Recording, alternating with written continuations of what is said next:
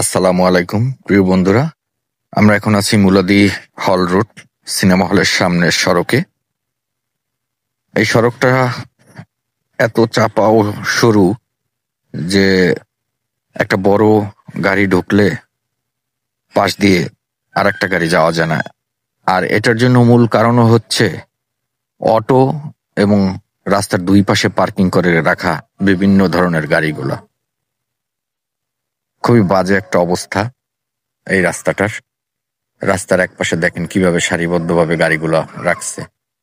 এখন যদি একটা বড় বাস ঢোকে তাহলেই সে আর সামনে আগাতে পারে না, দুই পাশে যানজট লেগে যায়।